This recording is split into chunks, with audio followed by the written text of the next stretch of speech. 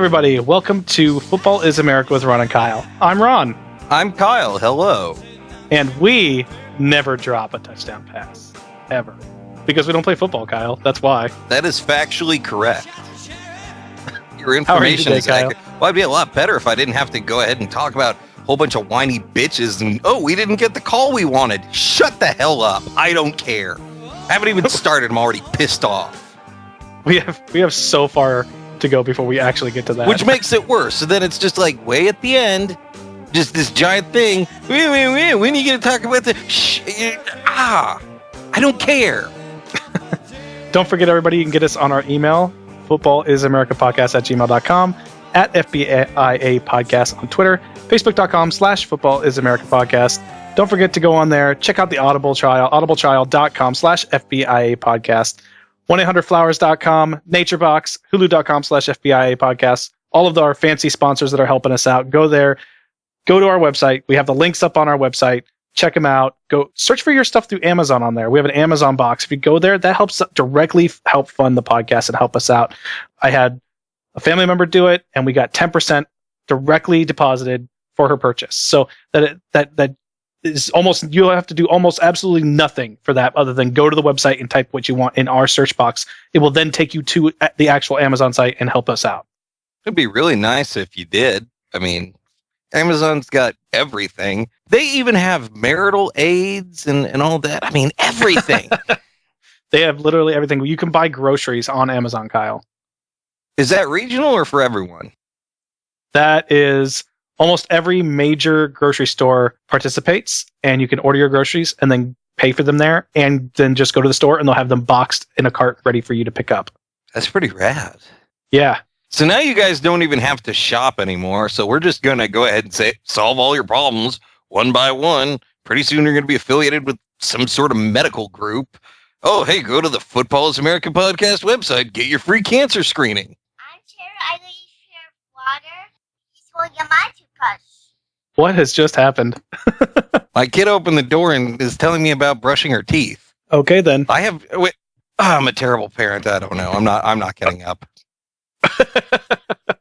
All right. A little glimpse into Kyle's life, I guess. Are you keeping that in there? Why not?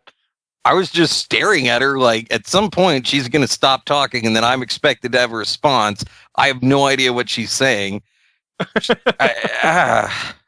It does make me less furious though, because now I'm leaning more towards confused and just saw something adorable. So I don't know. But now I'm mad that I'm not mad enough. Let's get into these divisional games, Kyle.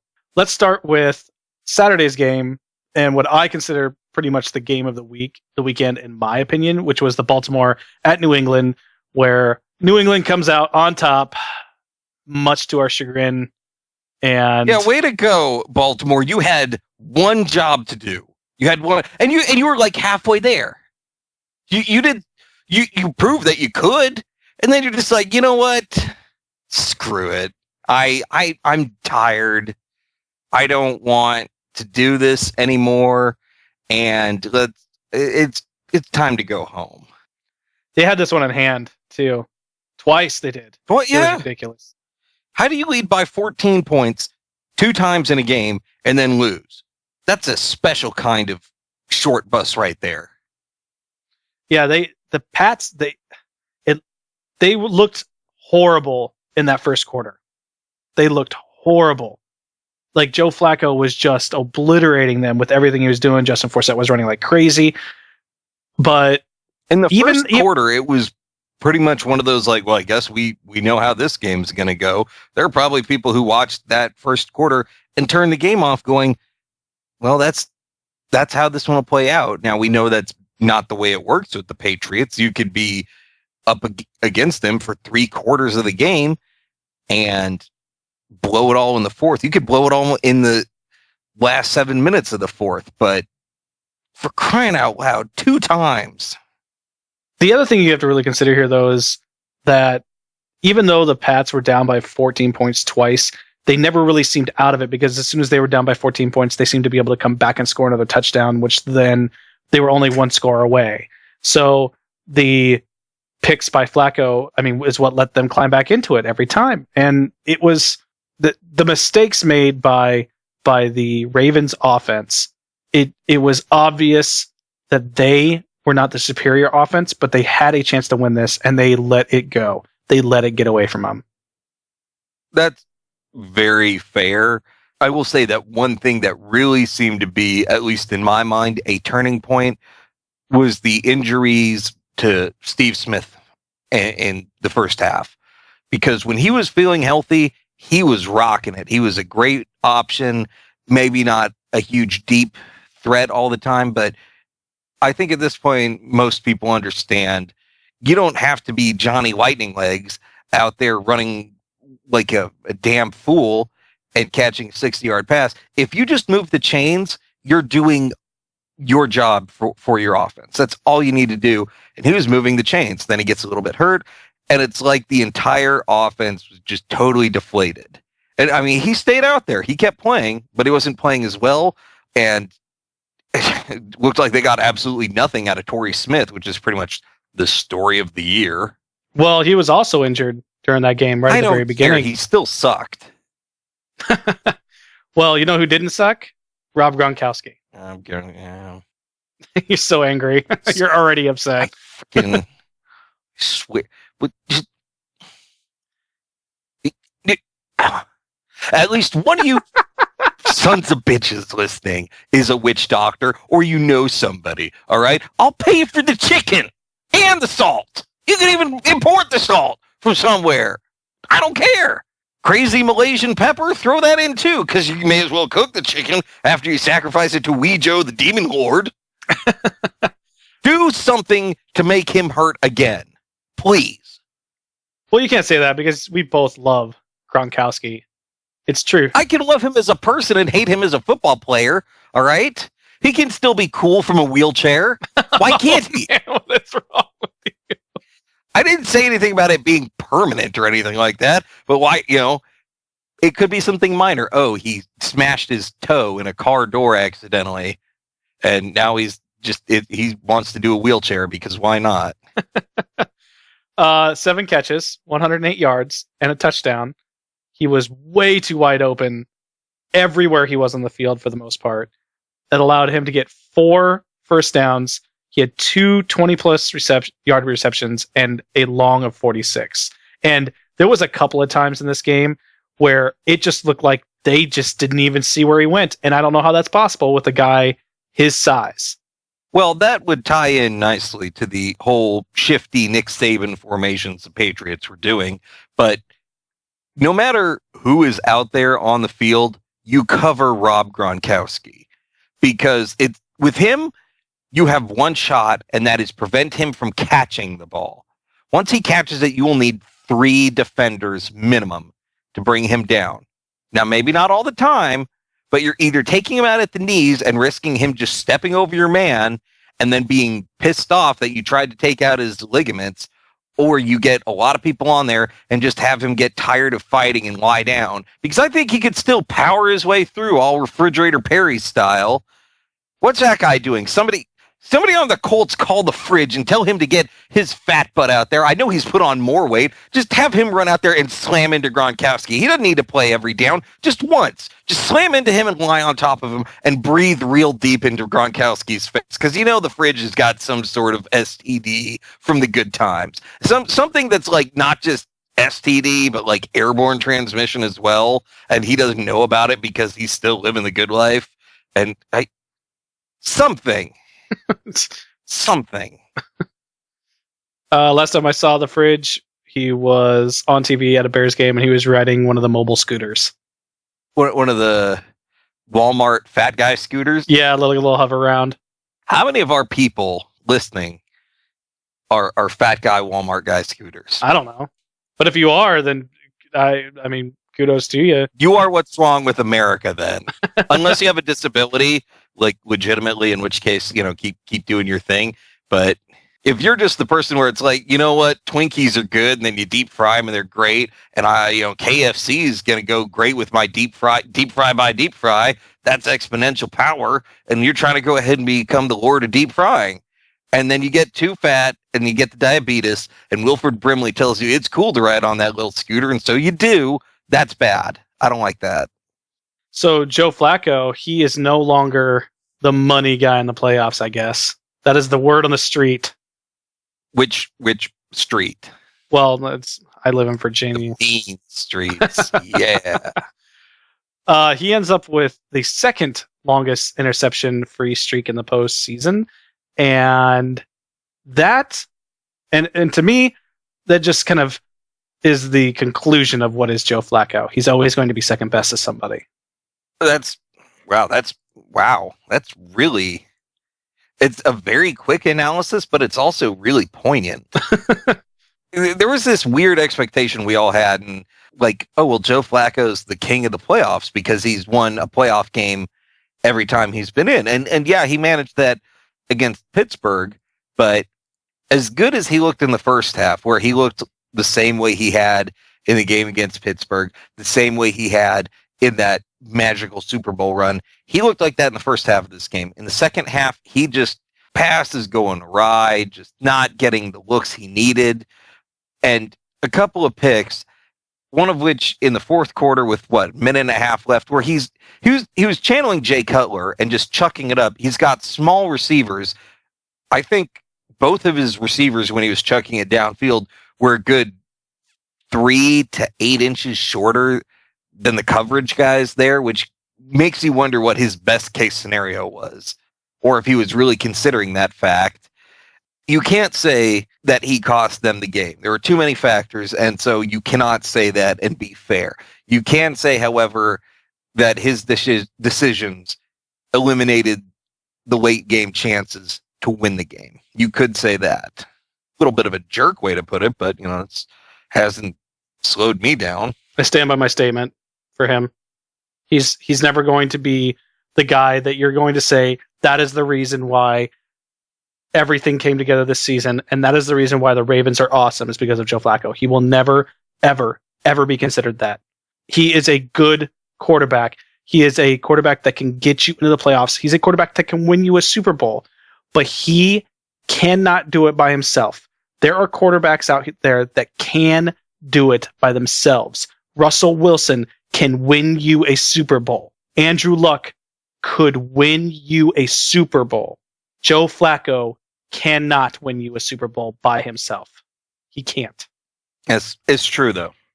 And I don't know if Baltimore's quite ready to accept that yet. They've got a lot of personnel decisions that we can talk about a little bit more in depth in our news and gossip and Fat Guy Twinkie show that we're going to do in a little bit. But he's just not ready, and he never will be at this point. It is the look to be the type of leader who can go out there and motivate and inspire. And when we say this guy can win you a Super Bowl, the way I hear that is he can be playing at a high level when the rest of the team around him is not. And he can keep you in the game until the rest of your team starts kicking in and doing their job. And nobody's going to win a game totally on their own. Impossible. Somebody's got to be doing their job, but you can be that difference maker. Keep the game close. Keep it maybe a little bit ahead or not too far behind. Joe Flacco is not that guy. Second half of this game, he was regular season Joe Flacco as opposed to postseason Joe Flacco, and that guy's a smelly bum. Yeah, he looks to me like he should be sitting in the basement of some card shop playing Magic the Gathering rather than quarterbacking a football team. He's boring. He is. He looks Admittedly. like he's either that or he looks like a guy who should have a mullet and a Fu Manchu and be driving his Trans Am with his cut-off flannel shirt down the street. Well, his dad went on the radio or TV or whatever after the Super Bowl win and said, "My son is boring." And then when they asked Joe Flacco about that, he goes, "Yeah, pretty much." So he's so boring. His family talks about how boring he is, and then he's even more boring by going, "Yeah, they're probably right." And not only not disagreeing or getting mad, but not even really emphatically agreeing, just like, all right, yeah. Can I have a Big Mac? I don't know. Tom Brady did real good in this game. You got to give credit where credit's due, but part of doing really good was targeting Rob Gronkowski, cornerback. Well, targeting Rob Gronkowski, that's a huge difference maker. And there's one defensive back. Melvin on the Ravens allowed 12 catches on 15 passes, which is 80%, giving up 224 yards and 2 touchdowns. 224. That's 55% of the Patriots' passing yards. The Patriots have got to feel good about this win because it was a great win, but there was enough poor play, enough questionable performance, enough doubt there that this is why going into next week, they, despite being the home team, despite having beaten the team they're going to be playing by 20-something, they are only favored by 7 right now. And that is because there are questions. And when you look at one guy giving up 224 yards and 2 touchdowns, you kind of have to wonder because the Ravens have a beat-up secondary, and that definitely contributed. Well, Ron, let's talk a brief bit about the eligible receiver craziness. This is something that Bill Belichick went out there and did essentially a 4 lineman set with some guys reporting in as eligible, some guys reporting in as ineligible, and not giving the defense enough time to key in on their assignments and know who was doing what. And while technically legal, it's kind of a D-bag move. Surprise, it's Belichick doing it. Although he didn't even come up with this one. He took this one from Nick Saban of Alabama. You want to give the people the info they want? To me, is it a douchebag move? I guess, if that's how you want to classify it. But isn't every trick play until everybody figures it out? Wasn't running the Wildcat a douchebag thing to do with Ronnie Brown throwing touchdown passes in Miami? I mean... Well, wait, was it Miami doing it or New England doing it? Well, it was Miami doing it at the time. Were they doing it against New England? Of course they did it against New England. That's fine. You're just so biased. It's ridiculous. To me, it was genius. Like, I'm just sitting here, like, me and Van Helsing are going to go ahead and stand against the evil that comes from the mouth of death that is New England. I'm willing to go ahead and tell America what's what. They're just sitting there like sheep, loving Tom Brady. When was the last time, Kyle, that someone took something from a college playbook, implemented it in the NFL, and was completely successful in doing so? And you're not talking about staples like forward passing and... Right. I'm talking about, I can only think of a handful. It's stuff that you wouldn't see every game or every series or anything like that. They lined up 3 times in this formation. 3 times. That was it. This whole game. It was just 3 times. And all 3 times it was a very successful play. And the reason is because what they did, they had a center and they removed a guard and they kept 2 tackles and a guard in. And then what they did is they put out 6 people out there and they lined up a tight end about 5 or 6 feet off of that outside tackle. So it was very hard to key in on who was eligible. But to me, that is not the Patriots' fault. Their job is to do whatever it takes to win. Harbaugh's job in that situation is to do everything to keep them from being successful. So when a team comes in and says, this person has reported as ineligible, and they announced it in the stadium, every time that somebody was reported as ineligible, the refs announced that this person was ineligible. The problem was that the Ravens weren't paying attention, and it got them. And it was a tough play to defend. It's a very tough thing to figure out. Nobody saw it coming. It's something brand new. People don't do it in pro football because it's a stupid thing to do and get your quarterback killed. But the extra tight end that they had that helped block sometimes was the guy that has an incredibly long name. It's like Hamada Manawui or whatever the heck his name is. And that guy is a 6'4", 294-pound tight end. He's a big guy. He can almost play tackle. I like calling him Joe Polynesia. So you can look at it however you want. Harbaugh has a reason to be upset. I get it. The way he handled himself on the field and the way he's handled himself since the game is not very honorable, I guess is the best way to put it. He has a different way of looking at it. He could say, listen, I did not see that coming. That's on me for not preparing enough, because that's the truth. You didn't prepare for it. Could you prepare for it? No. Could you adjust to it after the first time it has happened? Yes. And that's what you didn't do. Therefore, it's your fault for allowing it to be successful 3 times, and not just successful 3 times, but to go for more yards each time it happened. Well, I guess what I'm getting from you then is, hey, Ravens, shut up. In that sense, yeah. All right, cool. I'm actually happy with that analysis. That's fine, just fine. Okay, then let's do the Carolina-Seattle game. Let's get this out of the way because it's one that nobody cares about. Everybody saw coming. We predicted Seattle to win, and that's only because, I mean, you'd have to be an insane dino pervert to have picked the Panthers. So Why would dinosaur perversion have anything to do with? I don't. If my brain can't automatically get that stupid, then my brain's dumb enough. I can't make it dumber. Unless I'm drinking or doing sweet, sweet drugs, which make me cool. no, they don't. They really don't, but I have to be semi-sarcastic so people are like, maybe he does, maybe he doesn't. And they're all going, we know you do drugs. We're not sure what, but just on your own, no. But actually, yes. This is how I've always been. It's beautiful. So Seattle is creating quite the MO for being a fourth quarter fireworks show. And that's a fun thing. Keeps the games interesting. Well, it makes it very boring to watch for 3 quarters, that's for sure. And I get it. I mean, it seems like they kind of figure everything out real late, and as long as they're still in it, which they are because that defense will always keep them in it no matter what, then the offense kind of goes, okay, I get it now. This is what we need to do. And then Russell Wilson just starts going awesome on everybody, and it's over from there. Because once they realize that Russell Wilson's getting hot, they have no chance of stopping Marshawn Lynch. And that is why Russell Wilson is going to get paid a lot of money this offseason. He better. He's making less than $1 million this year, and for a Super Bowl winning quarterback who really should be a Pro Bowl quarterback this year, and we can revisit that a little bit in just a minute, he deserves it. He's played very well. He's played at a high level, and he's been not just a great player and leader for the team, but a great face of the franchise. That will do so much for you to keep the fans in it, to keep them excited. Seattle's got a great thing going by being the NFL franchise that says they're the home of the 12th man and all that. So, you're a fan of Seattle. You get a number 12 jersey. Bing, bang, boom. You're done. You're happy. You're seeing a lot more number 3 jerseys there. That's really cool. The fans love him, and they should. He's great.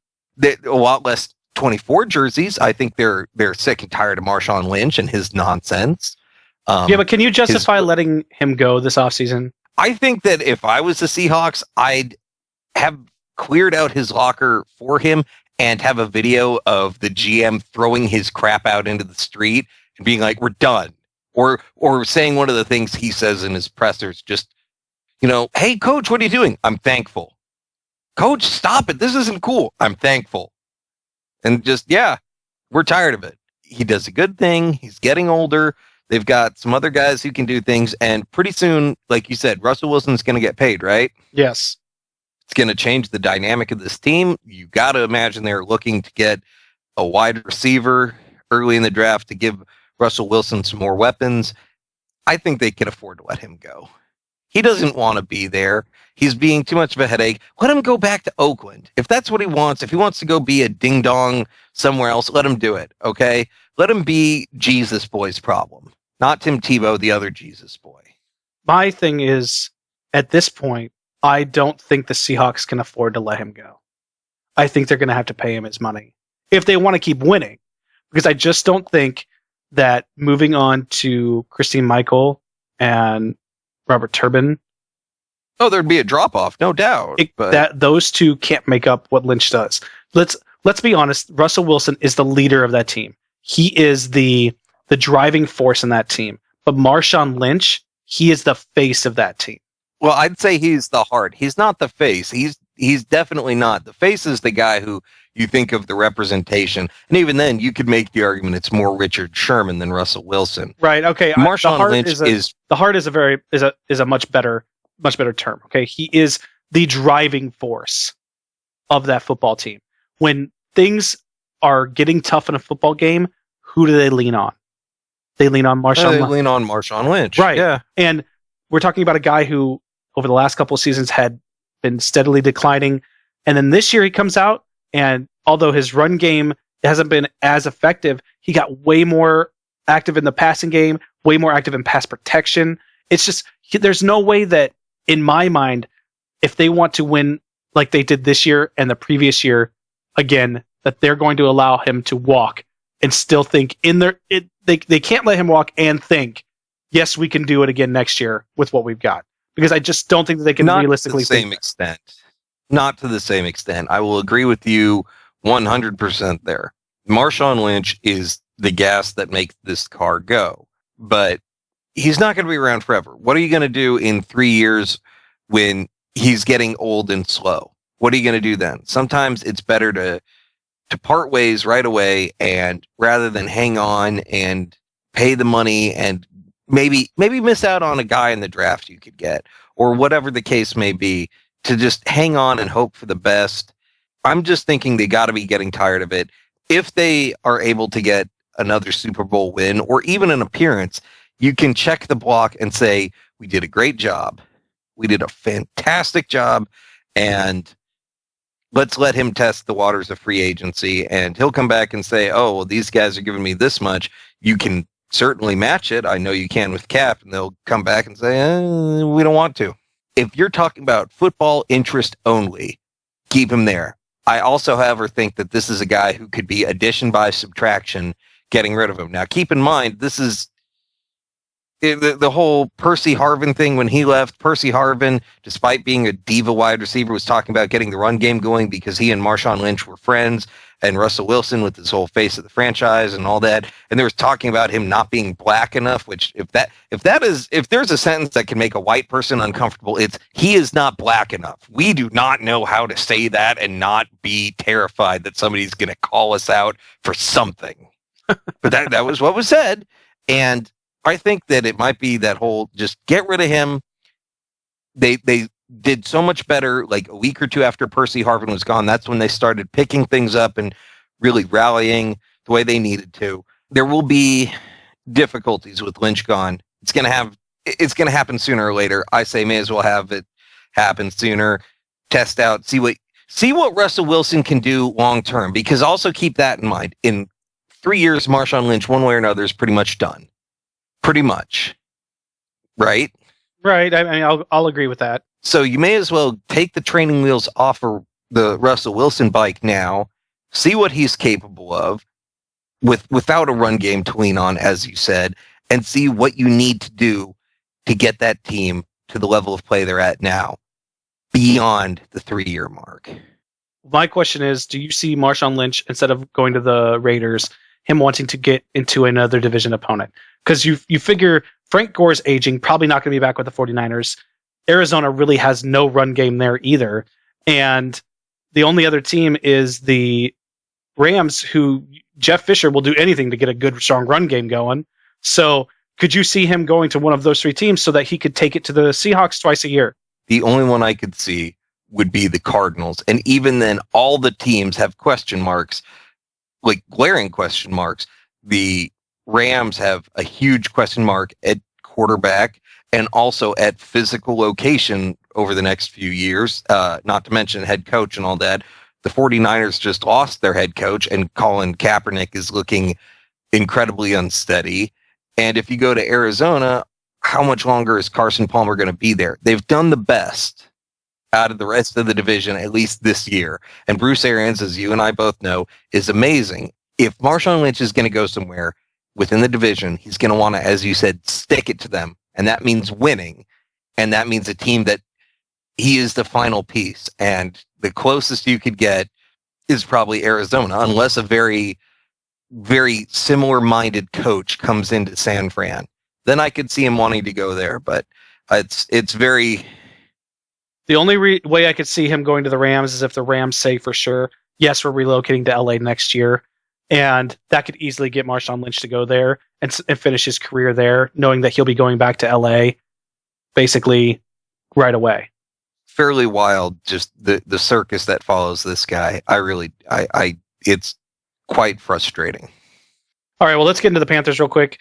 Panthers had no business being in this game. They had no business being in the NFL, let alone the playoffs. But that is also because of Cam's 4 picks, thrown a pick six. He almost had a pick six against the Cardinals. It's just not looking good for him throwing wise. He's a very physical, good athlete when he runs the football. He's got a element of deception to him playing at the quarterback position that not many quarterbacks have outside of Russell Wilson. So when it comes to being a really good read option quarterback, he is very good at that. They have a ton of work to do, though, if they want to even think about getting to the playoffs next year in a division that is not going to be a repeat failure. I think he gets a lot more credit than he deserves. Analysts seem to love him, and I wonder if this is that whole issue of potential versus product. I personally don't think the product put out on the field is indicative of the praise that he is given, but that's just how it goes sometimes. He's definitely got the potential. I won't dispute that, but sometimes he'll get out there and just be bad, just flat out bad decision-making, bad passing, not running at the right times, or if he does run, not at the right direction or whatever. And people still talk about how great he is with the slightest amount of success. I don't know what it is. I'm glad to see, though, that the entirety of the NFC South struggled and is ready for wake-up time. Yeah, the Panthers defense, they played well enough, I guess. You can only hold off that Seahawks offense for so long. Luke Kuechly is, of course, a monster. Like, that whole defense is just good. And that's going to be what they want to build upon next year, is the fact that they have a good defense. They're probably going to get Greg Hardy back. That'll be a huge lift. They're already talking about how much they want him to come back. It's going to improve there. It has to. They had to deal with way too much when it came to injuries and suspensions this year to really get through everything. They just lucked into the playoffs. That's it. And they have a shot of getting there next year with the improvement and the health of Cam Newton and getting themselves a much better blocking scheme, if not better blocking players, and really opening themselves up in the wide receiver game. I just don't have a lot of faith in that team, period. I don't know. Well, you want to take us into the next one then, Kyle? Well, I think I can handle that. Would you like to talk about the Denver game, or would you like to save that? Let's do the Denver game now. All right. Well, this one ended with a Colts victory on the road. First time Indianapolis has won a road playoff game since 2006. Holy cow, that's bad. Yeah, that is not good, but they did it. Yes, yay! So as of right now, the last time they did it was yesterday, which is pretty good.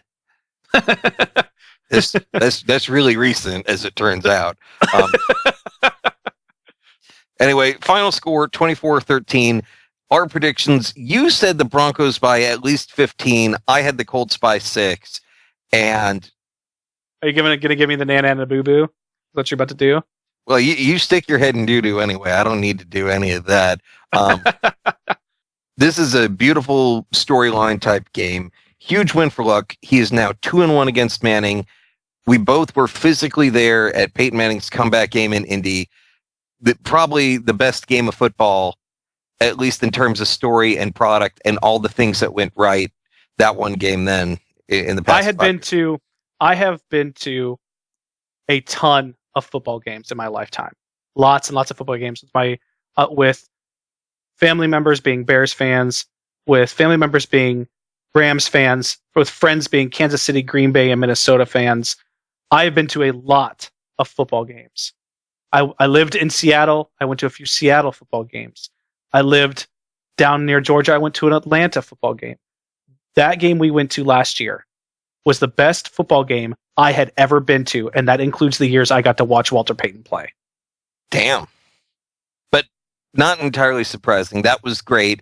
And it's that game is relevant in this context because this was the same kind of beatdown, only it seemed harder. Now, the last time Andrew Luck beat Peyton Manning, Peyton was playing a good game. Earlier in the year, Peyton was playing a good game. Peyton did not play a good game. No, he's not looking good. Ooh.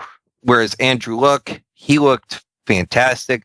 Lots of great throws into tight windows, great pocket presence, awesome effort, ridiculous arm strength. That guy will get the ball 35, 40 yards in a matter of 2 seconds. It is. Well, that was epitomized last week when he was being tackled from behind and still was able to throw a 35-yard pass right into the bucket downfield to Dante Moncrief. So he is definitely a laser-guided missile system. He is but he also might be some sort of ogre or cave troll. It's very difficult to. I imagine him sitting at home on the weekends, eating Doritos, playing Minecraft, and yelling at the pizza man for being late. Actually, from what I've read, that's not that far off of what he really does. Only he goes far nerdier. He plays board games. Like Warhammer type stuff? No, like Settlers of Catan. Oh, wow. Yeah. Wow, that's a Settlers of Catan reference, everybody. There you go. No, Kids, dial up the internet for what you need to learn from that. Yeah. Now, Andrew Luck did have 2 picks, but both were on 3rd and long. They amounted to like 33 or 36-yard punts. They were arm punts, if you will, which is a much funnier term than Ron's correct term of systematic passing turnover. Although I like saying that because when I drop that at work, everybody's like, ooh, look at you, Dr. Fancy. And I'm like, that's right, ladies. And then they all went back. So wait a minute, you took something smart that I said, used it for yourself, and took credit. Hell yeah, I did. Why are you at all surprised by this? And why are you offended? It doesn't negate anything you have done in any way. And you're going to tell me that you've never taken some idiotic thing that I said or something brilliant that was infuriating because it's me who said it and repeated it? Oh, regularly. I do. Yeah, okay. Then we're going to go ahead and call this one drop in the bucket of payback. Luck managed to be 27 of 43, 265 yards, 2 touchdowns, 2 picks. The Colts offense was really doing a great job against the Denver D. In the 4th quarter, managed a 13-play, 8-minute, 14-second drive, resulting in a field goal. But just to eat up that much clock was great. I believe I mentioned last week that I was worried for the Colts about Aqib Talib, correct? Yes. Yeah, well, he sucked. He was not good. T.Y. Hilton was covered by him, made him look foolish a couple of times, great moves. Aqib Talib was often called for holding. A few plays that 3rd down, Aqib Talib gets called for holding or pass interference, and just, hey, you keep that drive alive. Daniel Boomherron, starting to look like a legitimate answer at running back, 63 yards on 23 carries with a touchdown, not a whole lot rushing-wise, still managed to add to that with 32 yards on 8 receptions. He was looking hurt here and there, but he just absolutely refused to give up his chance at starting this game, pushing away training staff, pushing away teammates, screaming, "I'm fine," which was really, really funny to watch because the commentators had to talk a little louder to talk over this player who's screaming at people because he didn't want to be carted off the field. It was great. And Trent Richardson was a healthy scratch. Yeah, I saw that. That's they're done with him, I think. When you bring in the guy that you signed less than a week before a playoff game as the number 3 on a special teams option, and you decide to sit Trent Richardson after you had him practicing with the punt team, that shows me that Michael Hill, the guy they brought in, was a better option on punt team and on special teams than Trent Richardson. Trent Richardson couldn't even do special teams. To me, when they give a healthy scratch to a guy that they had been working in on a special teams package and didn't work out, that's it. They're done with him. They're either going to release him or they're going to trade him to some team that's going to give them a 6th or 7th round pick for him. And if they get that, they have stolen a pick from somebody. That means that they held a gun to somebody's head to get to sign that paperwork. Because I wouldn't even clean my toilet out and give it to the Colts for Trent Richardson. I believe I said that the deal needed to be a 7th round pick 4 years from now, and the Colts also have to send over a plate of sandwiches. A big plate. Like, you got to feed the locker room, including the training staff and all that kind of plate. As you said, Michael Hill, they brought him in, and when they gave the explanation for Trent Richardson not suiting up, well, Michael Hill's a better special team option. Ouch. Yeah, that's not good. Hey, interesting note, first time all season that the Colts have had the same offensive line 2 weeks in a row. Whoa.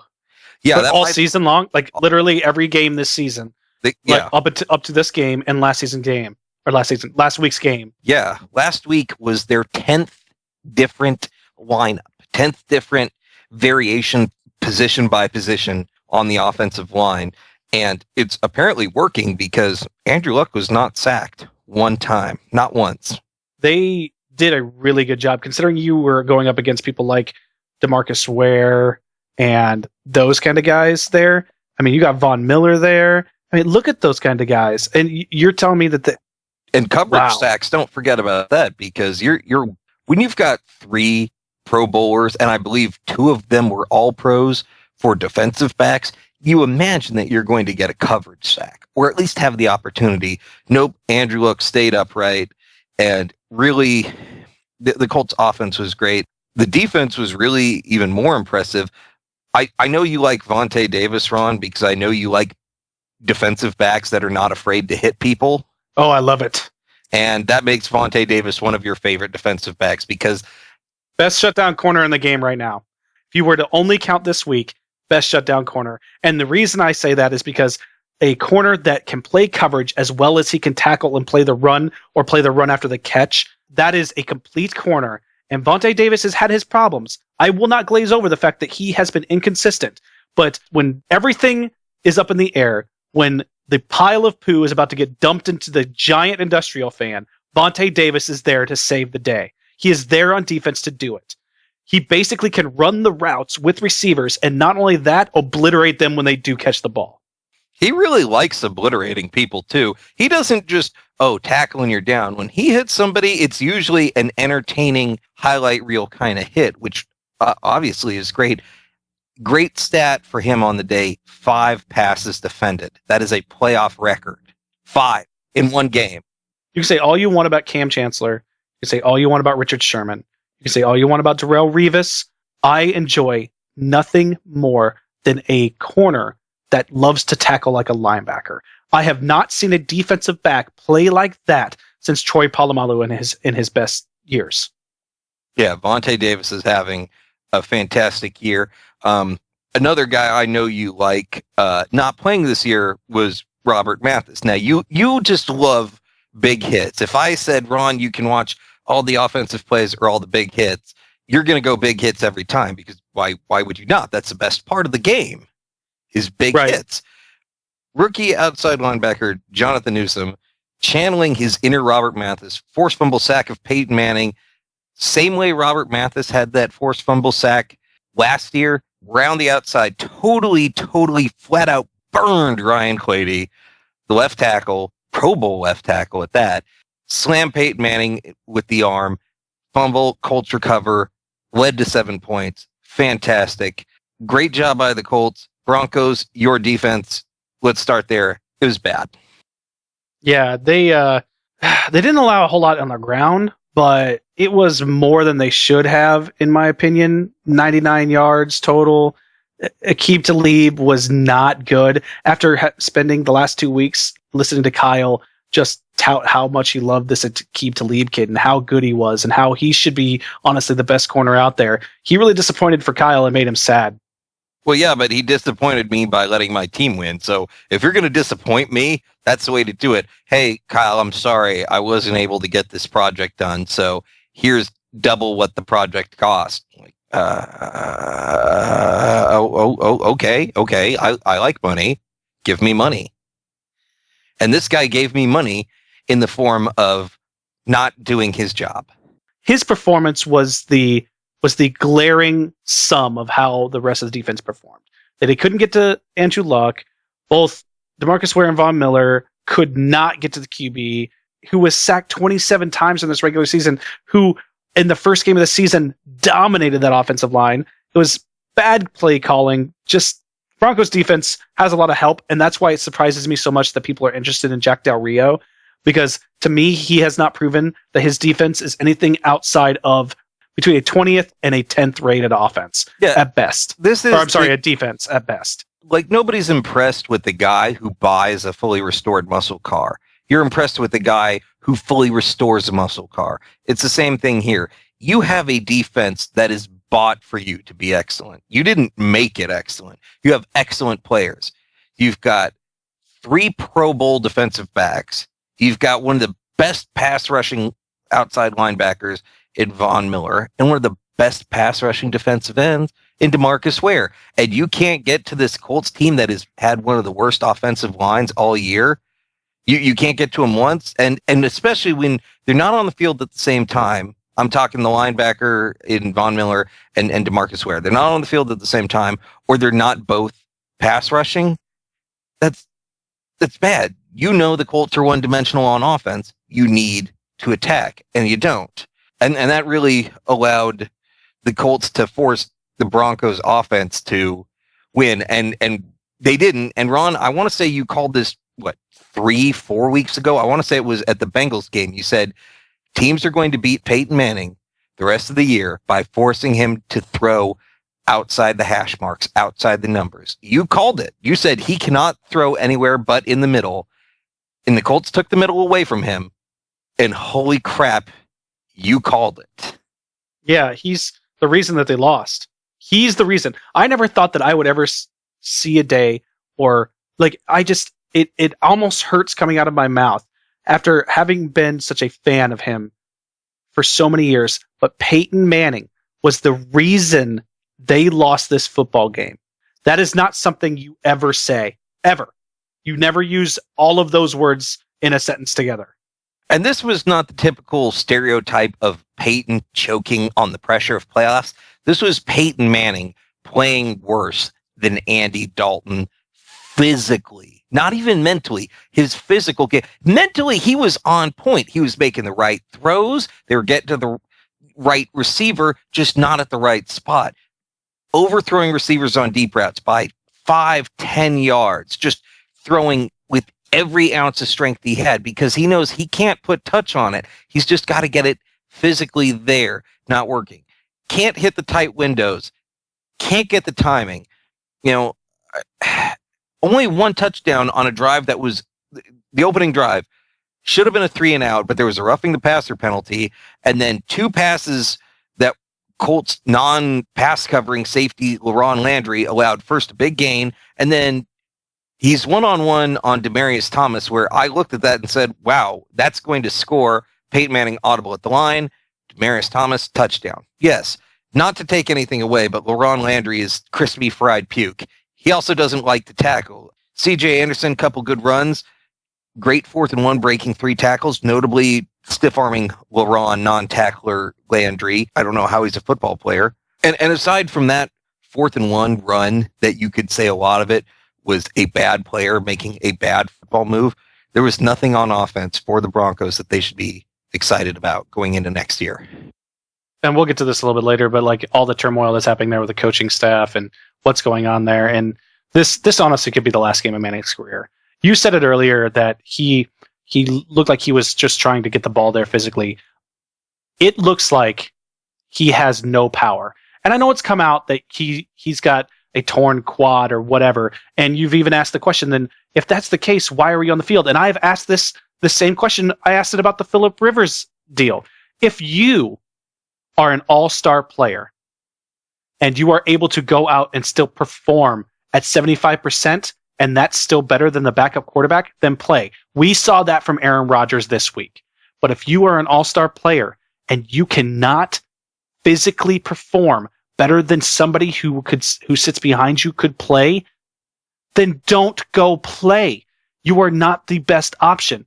The reason John Fox just got basically divorced from the Denver Broncos and why that whole thing is just going up in flames right now is because they made the decision to continue playing a aging, tortured Peyton Manning rather than go out there and do the right thing, which was say, Peyton, you're going to have to sit these few out and see if you can win with him and maybe at least get Manning a little bit healthy so that when you did get to an AFC Championship game, you had a shot with him.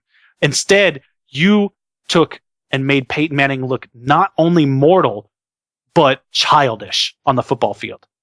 Anytime you can say Andy Dalton or Blake Bortles would have performed better. Yeah. Blake Bortles. And that's Brandon Weeden, probably not. Let's keep it within the realm of limitations. Blaine Gabbert, not even close. Now he's not very clear on what he's going to do about his return. Even after next surgery, he said he would be back, but this time in this post-game press conference, he did not seem sure what he's going to do. And I think it's telling. And if it was me and I was him, I don't really know I know what I would do personally if I was him with his mindset of protecting this fabulous legacy. Ooh, let me guess. You would introduce 3 new pizzas. I think this is it. I think when it comes to Peyton Manning's NFL playing career, it is time to sign the back, turn it over, and take this. He could take this opportunity to be the next Dick LeBeau, but he could do it as an offensive coordinator. He could retire as a NFL quarterback and absolutely turn this around and go right back into football in some other facet and quickly become the next Dick LeBeau who spends 60 plus years in football. And he could do it. He has the name. If he went out and did a press conference tomorrow saying, I'm retiring, but I am now on the market to become a assistant offensive coordinator or an assistant head coach or a quarterbacks coach, that's all he'd have to say. I'm willing to be a quarterbacks coach. If every single team in this league would fire that person to hire Peyton Manning, it doesn't matter. Jim Irsay of the Colts would pay Peyton. He would be paying Peyton Manning over $1 million to be an assistant position coach. He would do it just to keep him in house, and it's bittersweet in a way for Colts fans to see the new guy beating the old guy. But it's like if you watch a boxing match and the up and comer beats the old veteran, it's almost sad. And the ceremonial, the symbolic passing of the torch, we get all that, and it's necessary. But it's not really passing the torch, though. When you look at it, Andrew Luck is this whole thing isn't really passing the torch, and it's so tough to explain. I guess I just don't really know how I want to put it. It's just when you look at the types of players that they are now as opposed to what they were. When you look at what Peyton Manning was in his first 12 years with the Colts, it's just not the same as what he is now. He is such a completely different player that passing the torch doesn't give it justice. Andrew Luck is so different, and that whole Colts offense is so different that it's not passing the torch to me. To me, it is a new era. When it is like when a big time organization or company owner decides it's time to retire and turn it over. We saw that kind of thing happen with, and this is going to sound like a really obscure reference, but most people know the company Texas Instruments. Okay, they were a calculator company for 45 years, and the owner decided, I'm done. I'm going to turn this over to my son, who had been basically the assistant CEO, helped with a lot of the management decisions, but never did anything big. He came in, first 4 years he was in there, made a deal with Intel and Microsoft, and now they're the biggest microprocessor developer in the field of microprocessors, and pretty much everything you can think of runs on microprocessor wise, from your toaster to your PlayStation. You started with toaster. I'm not going to dispute PlayStation. That's an excellent example, but you started with toaster. Can you get any more goddamn confusing? Toasters and PlayStation. I will derail the out of what you're talking about because you started with toaster. You couldn't have said your car. We're going to run out of time here, Kyle. Yeah, okay. My point is, with this, carrying on, Peyton Manning, legend. First ballot Hall of Famer. The day he retires, just put his bust in there. Close enough. No arguments. He can do whatever he wants. There's a very sad fact that he has to accept. The new kid is better than him. The new kid beat him. The new kid has a chance to go to New England and beat Tom Brady at Foxborough in the playoffs. Peyton Manning did not do that. Now, they only met 3 times in the playoffs. I thought it was way more. Peyton Manning, Tom Brady, only 3 times in the playoffs, but Peyton Manning's got to accept that. He has 2 options when it comes to retiring. He can either hide and do it in Denver, or he can sign that 1-day contract with the Colts and do it and become part of the family again with the knowledge that he comes back beaten and broken with the guy who replaced him having broken him. But he will do that because, as you said, he can be an offensive coordinator. If Pep Hamilton leaves, how smart a move is that? That will make Colts fans just poo their pants with happy. He could be an executive. He could be a John Elway. If Peyton Manning shows up in Indiana and says, I am throwing myself in the nomination for governor of Indiana, he will be the next governor. It will not even be close. He can do all that. He means that much to that state. It's sad to see him in this way, but it would be even worse if he tried to go again next year. He does not physically have the tools. He's mentally sharp. The spirit is willing. The flesh is weak. Peyton, we love you. Please hang it up. If you could maybe hit Tom Brady with your car on the way over, that would be cool. All right, so we're running over on time here. We're already over on time, but let's get through the last game, which is the big time controversy, the Dallas at Green Bay game, where Green Bay holds up at home and beats Dallas. We're going to get to the catch in just a second. So let's talk about Aaron Rodgers first and Green Bay and their offense and the beauty that was. Yeah, if this game was a piece of art, then Aaron Rodgers would be sculpting his David in this one. Nice. And the 316 yards and 3 touchdowns did not come easy. He started this game with a lot of pain. Nobody really knew what the extent of the injury is. Is it a strain? Is it a tear? Is it, tiny little aliens that have run his body? Are they, leaving the calf? I don't know what's going on in there. He came into this game at most 75%, and he muscled through. And by the numbers, you would never think he was in any way, shape, or form diminished. He looked great throwing the football. Was he as mobile? No, he wasn't. Did he get sacked a few times? Yeah. Almost never happens because his extrasensory perception keeps him from being touched by any kind of defensive player. At his worst, he could be cut off at the knees and have Ebola, and I would still take him over Jay Cutler. Most people would say you can blind him in one eye too. I mean, that's fine. Yeah, Eddie Lacy, he could end up being the key to winning the Super Bowl for them. If they can really take the pressure off of Aaron Rodgers by really running the football, Eddie Lacy's really came up and become a big factor in the last 6 games or so. Threatening with that run game with him is by far the biggest asset they have to winning with passes down the field. The Green Bay defense, they are also playing the strongest red zone D that I have seen in a long time. Nobody is going to say that their defense is awesome and flashy. They have Clay Matthews and they have, a couple of guys on defense that do well. Clinton Dix has been playing well, but when it gets to red zone time, they make it tough for opposing teams.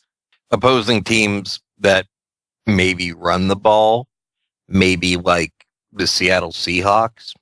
That is going to be a defense that gives Seattle fits. Yeah, they tighten it down, and that's good because they're going against a team who has a very good red zone efficiency. Getting on to the Cowboys, Romo did everything he could with what he had. Green Bay kept him off the field. He went 19 for 23, 191 yards, and 2 touchdowns. He went under 200 yards. That's unheard of this season with him. You want to know why he went under 200 yards? Because the Packers went out there, they ran the ball for a few yards here and there. Every once in a while, Eddie Lacy would get a good 10, 15, 20-yard carry. They ran that clock. They kept that offense off the field. They knew they had to do that.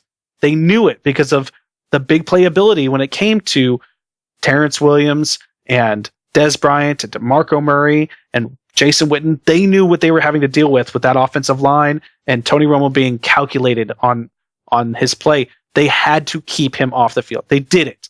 Now, Romo, he did get hit really, really hard and somehow suffered some form of injury after that second half pass to Witten, and it affected his mobility a lot. He was grabbing the back of his quad, his hamstring area, and thus that led to 3 more sacks, not being able to move around very well, sidestep in the pocket. I think that had a lot to do with the loss as well. Murray, he did have a very good game, but that is going to be marred completely by the fumble, which is 35% of the reason that they lost this game. The injury to Tony Romo is about 25%. This is about 35%. And the rest of it is going to go to what we'll talk about in just a second. but the defense didn't help much either. They didn't really, it wasn't really the defining factor of winning or losing for them. They didn't have much of a shot against that Packers offense. Nobody has all year. They pressured well, but once Rodgers realized that he had more movement than what he thought he had, the Packers really heated up in the second half, all the way down to the finish line. Aaron Rodgers will play better in the second half overall because he is so intelligent. He is able to work with his offensive coordinator and his offensive staff and his team and the players and identify what will work and just make quick adjustments at halftime and beat you. And this is the case where Dallas did not do enough and throw enough different looks at him to keep him guessing. It's Aaron Rodgers. If you do not confuse him early and often, he will destroy you. Let's just get to the catch. I was going to say a lot more about Aaron Rodgers.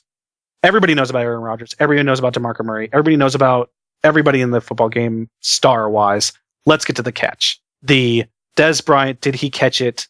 Did he not? What is the process? What is a football move? The honest answer here, and nobody's going to like this because everybody's thinking we're going to have some deep or funny insight into this. Here's the actual truth. No one knows what the actual process of the catch is. No one knows what an actual football move is defined as. You want to know why no one knows, Kyle? Do you know why? Because the NFL has not defined it, probably. I mean, that's a logical answer. Not only has the NFL not defined it, but they don't know themselves. They have self-admittedly said they cannot classify with distinction what a football move is or what the process of the catch is. And if you, as an organization, cannot do that, then your officials will not be able to do that consistently. What other sport has more games decided by officiating than the NFL? When you look at the NBA, when you look at the NHL, when you look at the MLB, you look at soccer, you look at curling, you look at whatever it is you're going to look at, what sport is defined by officiating more than the NFL? What's that one Kurdish goat thing? The one where they run around on the camels and they are it's like polo but with a goat carcass. That one. I don't know. But the fact remains is that those organizations don't have games decided very often. I'm not going to say they don't ever. It just doesn't happen that often. And the reason is because they have a full-time officiating organization. They all figured it out early. They have dedicated people to this. In those organizations, they don't have full-time guys at the lower end guys, but all of your main umpires, your main referees, your main officiating crews, they are all full-time people. We're talking about people that have nonstop connection all year round to their organization to adjust, to learn, to practice, to train. And that is something the NFL doesn't have. And at this point, it has to be considered that this is what the NFL wants. They want controversy. They have to desire it because only an organization that wants that would continue to allow it to happen. Especially when you consider that every year they get together and will discuss the rules. And if you are going to expect us to believe that they get together and start talking about this and that and football action without somebody going, whoa, what do you mean by football action? Now, if we're going to assume that everybody just thinks they're so clever that we all, everybody sitting at the table inherently knows what football action means, okay, maybe. Unlikely, but maybe. I'd say the more likely scenario than even that is the NFL knows that this rule is screwed up and they're fine with that because, as you said, they want controversy. Or another option, knowing the rule is bad, but instead of just changing it to what they believe will work, they're going to let the rule play out until people see how wrong it is. And that way, when they do change it, nobody's mad. They're like, good, yeah, because the current system is not working. My question to you, Kyle, is, was it a catch? My personal opinion goes like this. He goes up, feet off the ground, grabs ball with two hands, down back on his feet, and he's able to tuck the ball in with his left arm. So now it's just with his left arm. One point of the ball in his hand, the other point against his bicep or into his, the crook of his elbow. Extends out, couple of steps, and At that point, I think it's a catch. Once you're able to set the ball, it becomes a catch. That's the same reason that Josh Cribbs' punt, that they said, oh, initially it's a fumble. No, he had it tight into his body. As soon as you are compressing the ball into yourself, as soon as the movement of the ball is dependent on your body and not kinetic energy, it is a catch. That's my personal take on it. That's the easiest way I can think of. When you are controlling the ball and the ball's inherent movement is not dictating its path, that is a catch. So to me, he's moving the ball. That makes it a catch. Now, obviously, you can have the whole, well, what if you grab it and then you flub it? Degrees of control, fine. You don't be a dick. To me, he had it. When the big deciding factor to me, Ron, when he went down, the ball popped up, yes, but it didn't pop totally out. He still had one point of the ball with his left hand controlled. So did it pop up out of his bicep area? Yeah, sure it did. He still had control, is the way I saw it. So I understand the NFL is going to generally agree with their referees, whether or not their referees are right, just to give that solidarity image. Because when you start going, wow, that was a dumbass call, we go, well, geez, stupid, you're the one in charge of all this. Why don't you maybe do something about it? And then they have to actually get off their fat asses and work. They're not going to do that. I personally think he had a catch. I believe that if you want to say he was down before the end zone, details, not going to argue that. I think Dez Bryant had a catch, and I think that the problem is the way the ruling is written, the call on the field was correct. I don't. Now, I'm not saying that Pete Stedator was wrong. He is a very, very, very good referee. He's actually one of my favorite officiating heads, and his crew is one of the best crews in the NFL. He is the one that set the precedence with the whole process of the catch thing back when Calvin Johnson had that catch and it was ruled not a touchdown. This is my personal opinion of the process of the catch and a football move. He did exactly like you said. He tucked the ball in and he was able to take steps towards the end zone. If he crosses the goal line there, Kyle, we're not even having this conversation because it's a touchdown. Because as soon as that ball breaks the plane, it doesn't matter what happens to the ball after that. Well, that's true, yeah. So to me, this was a catch, and the rule was implemented incorrectly.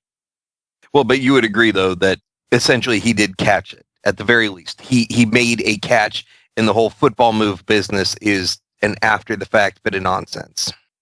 Yes, I agree. Okay. Now, would you agree that this is karmic punishment for the Detroit Lions, which itself was karmic punishment for Ndamukong Suh, and therefore all of this is Aaron Rodgers using his alien mind control powers to get what he wants and balance the universe out? Absolutely. I completely agree with that entire statement. Yes, quite. But we need to wrap up, Kyle, so let's get this one wrapped up, okay? Thank you to Nick Wright, who is doing all the producing. We don't thank him enough, and I know that don't really thank the people that we really need to thank in all of the background for us. So thank you to Nick Wright, soundright.com, sound-right, WRIGHT is how you spell right for him. Thank you to Cindy and the NFL review staff and all the help you had with us last week of trying to get this thing figured out. We had a late podcast. We have Cindy back. Let's share. By force. I forced her back into duty for us. Well, so I mean, we probably revealed a couple of times, hey, we don't have Cindy anymore, and we were bragging. We've just destroyed too many people. Actually, no, we're idiots. Cindy was on maternity leave. Congratulations to her and her 11-pound baby. Good Lord, Cindy. I just want to say sorry. Mostly to your husband, but sorry. Yeah, I know, right? Like I imagine something that looks like Stewie Griffin coming out. I have so many jokes, but Cindy is responsible for keeping us out of trouble a lot, and so I'm not. This can only go wrong. So all I will say is, Cindy, let us know if it would be appropriate for us to get a charity event similar to our tragedy help for the holidays to get you baby supplies, diapers, and whatnot. If the NFL would allow it, let's do that. Let's get money for Cindy. Yeah, Cindy, thank you so much, and all the jokes you make are, of course, in good fun. We do appreciate everything you do, and we hope that the baby and you are very well. yes, we're very, very happy for you. I'm sure it's exciting. Good luck with the no sleep. But hey, while you're not sleeping, listen to some podcasts. Thank you to our military, firemen, police force, EMTs, whoever you are. If you're serving the public or serving our nation in any way, shape, or form, thank you very much. You are the reason that we are able to sit in our homes and be complete idiots all the time. And I'm not just saying on the podcast, but we are idiots all the time. All of it. That's one of the chief things I do in my day. I mean, Keil is a professional idiot. I am an amateur idiot, but I am learning from one of the best. I do offer a master course. So, Facebook and Twitter. Please go onto our Facebook and Twitter and comment. Give us some suggestions on how to make the show better. Give us suggestions on things that you want to hear or you don't want to hear anymore. If you don't want to hear Keil make stupid jokes anymore about a certain thing, let us know. He's probably still going to make them, and then he's going to berate you for saying it. But we still want to know what you think, and there's a good chance we'll take it into consideration. Also, check out our sponsors. Go on our website, click the sponsor links, help us out. Those kind of things really help us out. We do all of this basically for free for you. We post it for free, but there is operating costs, and we do just need your help with that. Whatever you buy on Amazon, you're going to pay the same price no matter what, and because you went through our link, that is going to have Amazon pay us for just going through our link. You don't do anything. You don't pay anything extra. There's nothing special that happens. You don't have to send us, the arms of your firstborn child. You just go into our link, search for it. It takes you right to the Amazon page, and it pays us. That's the easiest way to do it. Just save our webpage as a bookmark. Go on there. It's the ronkeilpodcast.libsyn.com. RONKEIL podcast.LIBSYN.com. All right. And for the guy who has been sending us the arms of firstborn children, there are a lot of agencies that have a lot of questions. You can stop anytime and maybe turn yourself in. There's a lot of what you're doing that I hope is faked in some way. I am very disturbed. And if you've disturbed Keil, that means a lot. Yeah, it's not a good sign. It's bad. All right, well that's all I've got. You got anything else, Keil? Well, everybody check out our news show, and we will have a little more time on that one, depending on how tired Ron is. Yes, we'll get it recorded and out to you as soon as we can. We're shooting to have this one up no later than Wednesday, and hopefully have the new show up no later than Thursday. And I have a lot of obligations. I am also in school, so Wednesday's my off day. I try to get everything done on Wednesday, so let's hope that that's the day I get everything out. Thanks, everybody. Thanks for listening. Have a great week and all of the speculation that's going on, and we'll catch you for the news show. Goodbye. Good night, Keil. Goodbye.